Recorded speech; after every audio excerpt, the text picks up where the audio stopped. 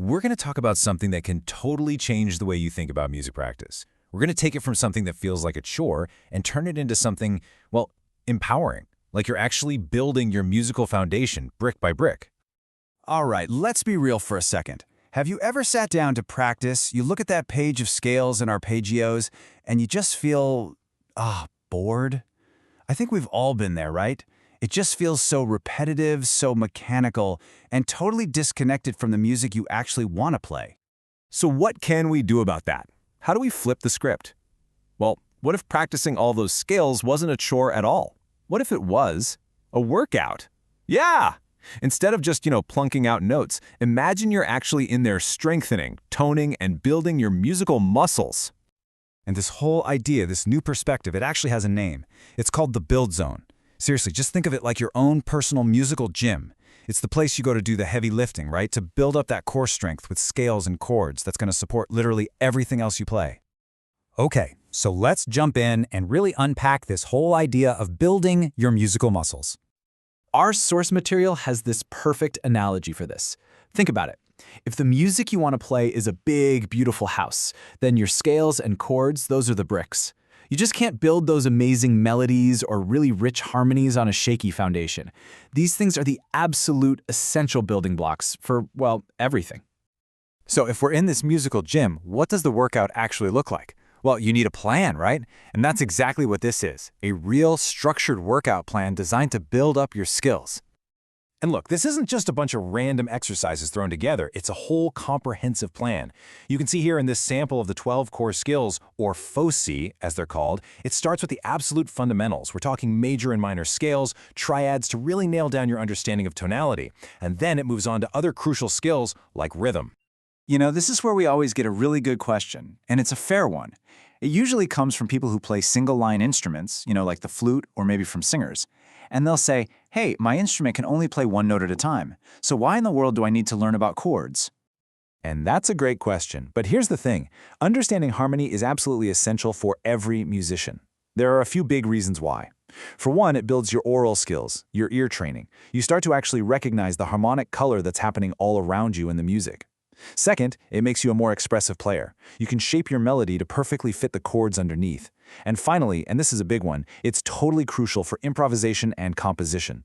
I mean, chords are literally the grammar of music. Okay, so we've got the what and the why down. Now let's talk about the how.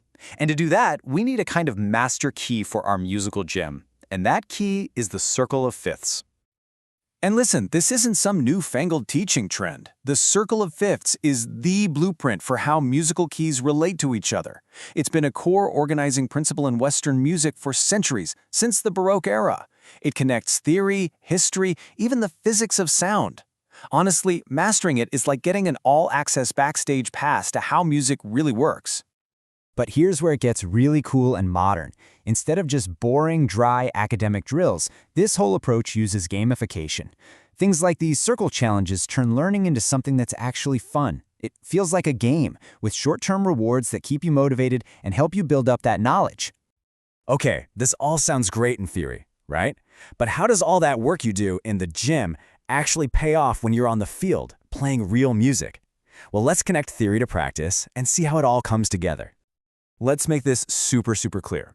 We'll take the journey of a single key, say G major. So, step 1, you're in the build zone, you're learning the G major scale and its main chords. Got it? Step 2, you start applying that, maybe practicing reading some music written in G major. Then, step 3, you get to be creative. You compose a short little melody using those very same building blocks. And finally, step 4, it all culminates in you performing your piece in G major. See? It's a really clear path from one single skill all the way to a real achievement. In that whole journey, it leads us to the ultimate goal, the most important destination of all, moving from just practicing to actually being fluent. Because look, this is about so much more than just mastering the 12 major keys. When you have this strong foundation, it unlocks this massive musical world for you to explore. You can start diving into the ancient sounds of modes. You can play around with pentatonic scales. You can even start to understand these incredibly rich traditions of cultural scales like maqams from Persia or thoughts from India. The possibilities just open up. And what this all really boils down to is the huge difference between just learning music and truly experiencing it. On one hand, you've got the mechanical side, just playing the right notes on the page. But on the other side, you have the ability to hear a song on the radio and know what key it's in, or to identify a scale just by hearing it. That is the goal. That's what we mean by elementary fluency. There's a quote from our source material that just captures this perfectly. It describes it as the moment where oral skills, theory, and practical application come together and a student starts to truly experience the music rather than simply learning the skill. And that right there, that is the ultimate payoff for all that hard work you put in at the build zone. So that kind of brings us to our final thought here. The next time you sit down to practice, try not to see it as a chore. Think of it as an investment in your musical foundation. And just ask yourself this: what would it feel like to not just play music, but to actually understand its language?